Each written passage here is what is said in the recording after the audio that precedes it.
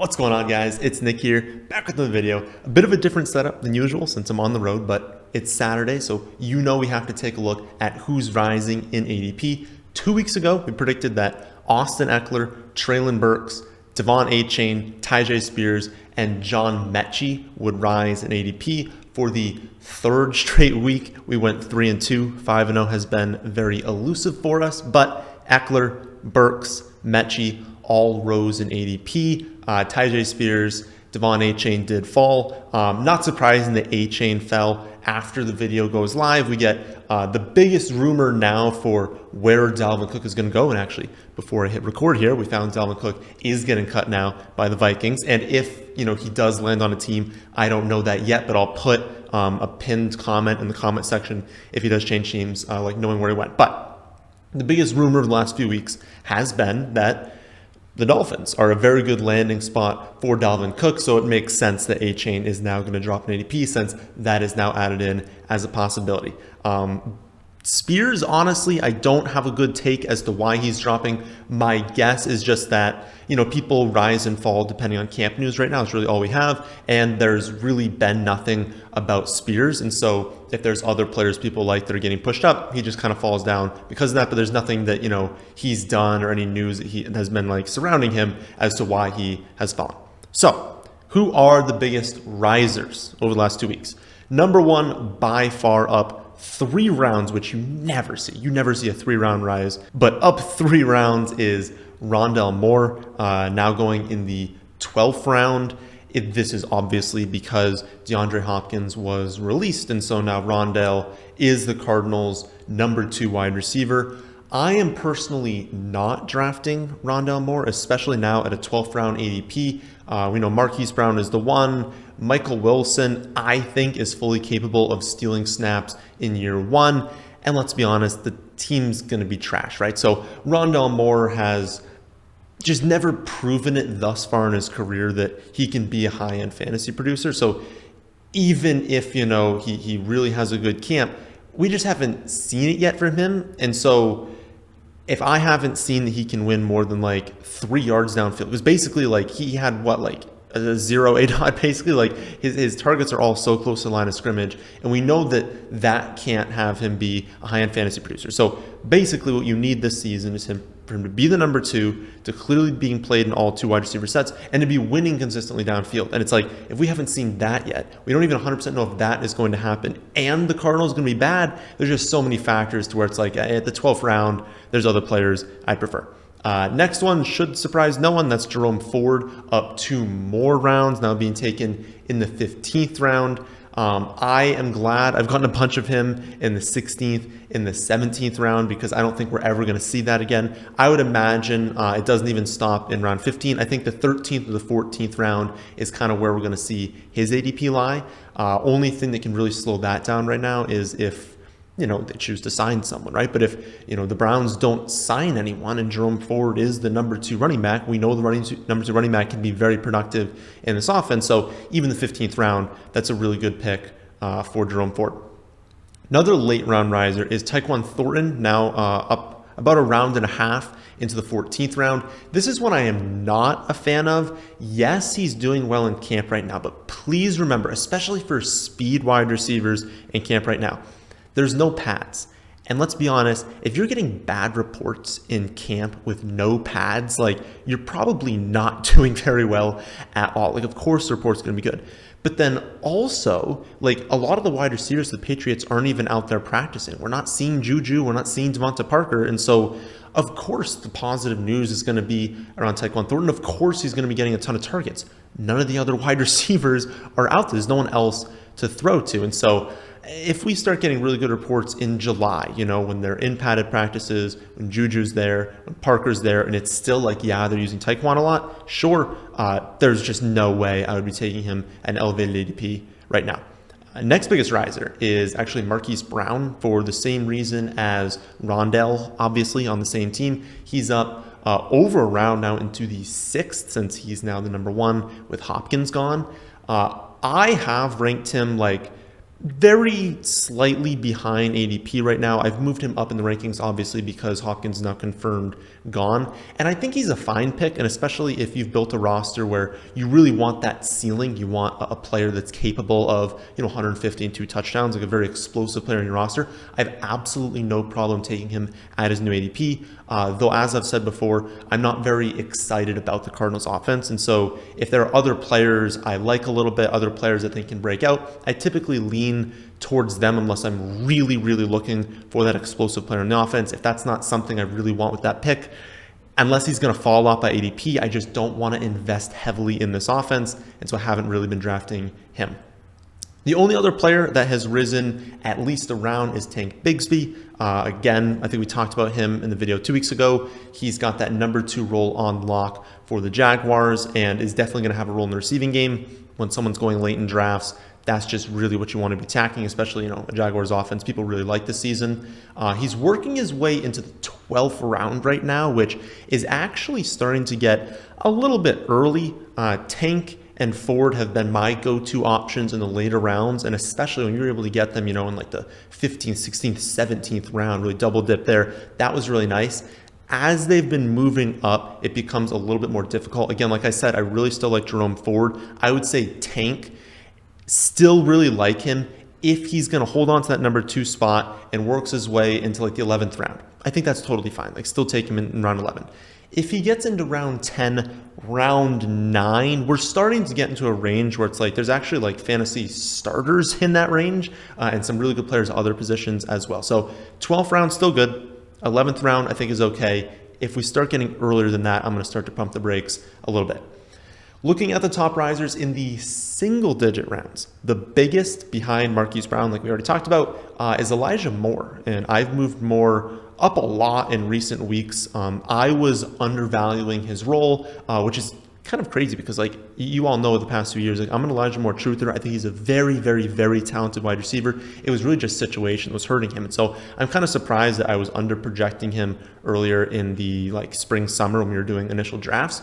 But I was, looking more at the situation. Like, I wasn't underrating the team. I still think that this team is going to be very pass heavy, play very fast. That's great for his role. But I've now really separated him as the number 2 wide receiver in the projections. I haven't even actually added in. So there's some reports in camp right now that he's getting some snaps out of the backfield, which won't add a ton of value. But he goes in a range where there's so many players with a similar projection that I haven't added in yet. But I know I've looked at it initially. When I add in even a few carries over the season, it's going to bump him up in that range. And so he's going around pick like 90 right now. And if I add carries in, I guarantee you it's going to push him into like the upper 70s. So wherever he's going ADP right now, I still think that's totally fine. If you want to reach a little bit on him, totally fine. I think it's going to keep going up his ADP, but it makes sense. He's a very talented player in a great situation. I still like his new ADP.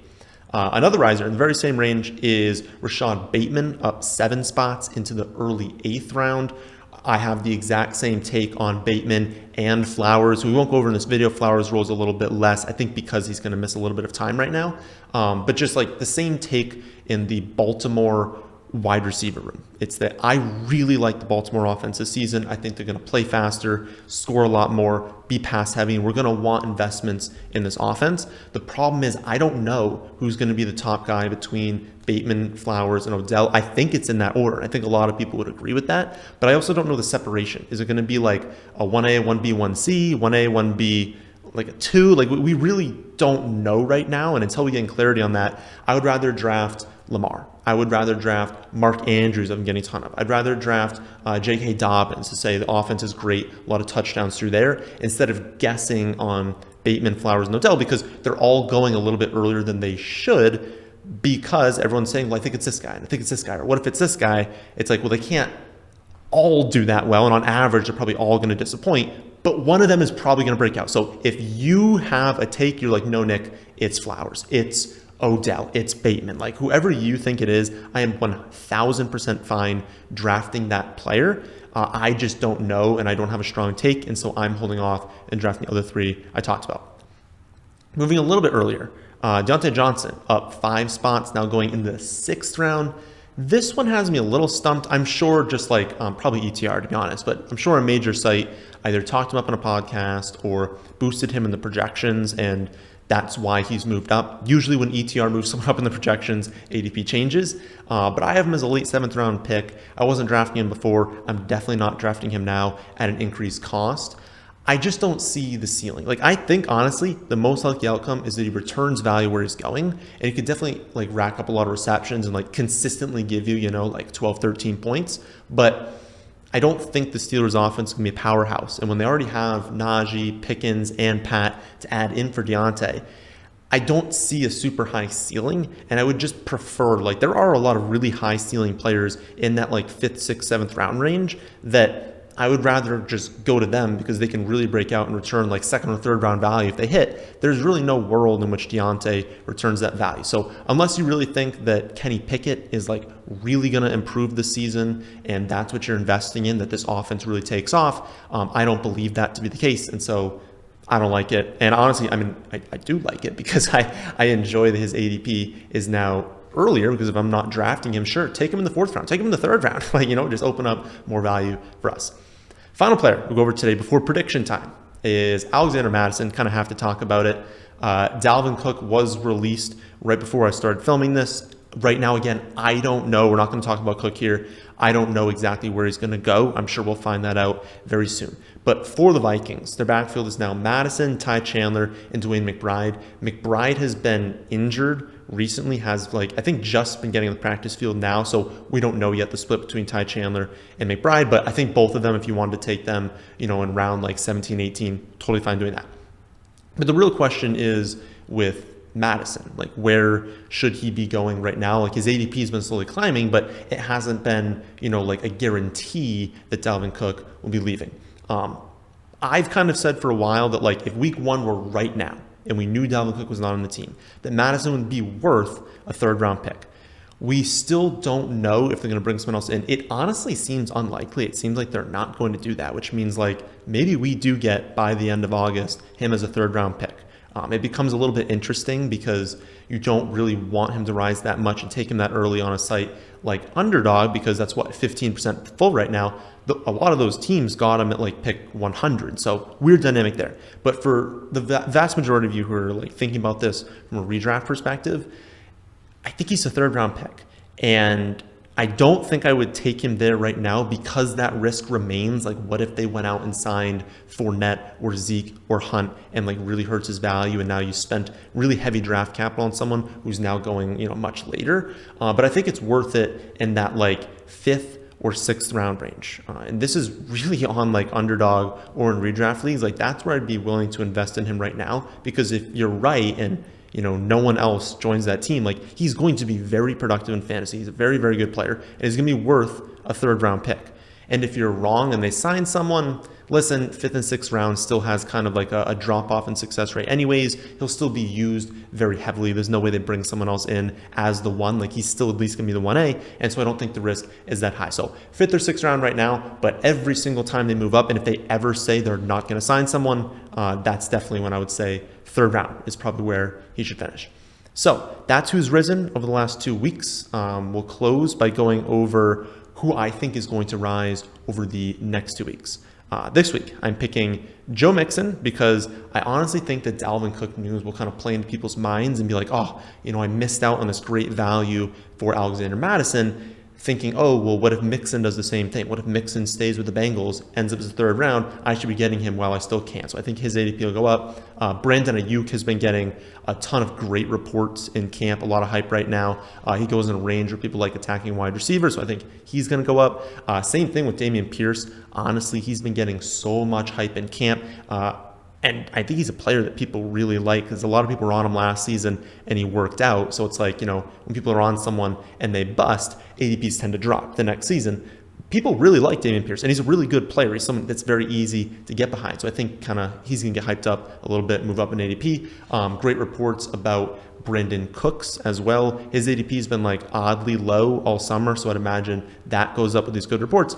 And then finally, I'm holding firm on David Montgomery. He's not practicing right now, but I think the second that he comes back to practice, his ADP is going way up. So You can track all this ADP movement for free on my website, thefantasyfootballadvice.com, and you can even track individual player movement over time. I added that in last week. So if you want to say, Traylon Burks versus Tony, how has their ADP shifted over the last few months? You can see that again, all for free under the ADP tab. I'll be back tomorrow to go over an optimal underdog strategy, Monday for another episode of Mock Draft Monday, and then Tuesday for another live stream. I'll try to do 6:30 again this week.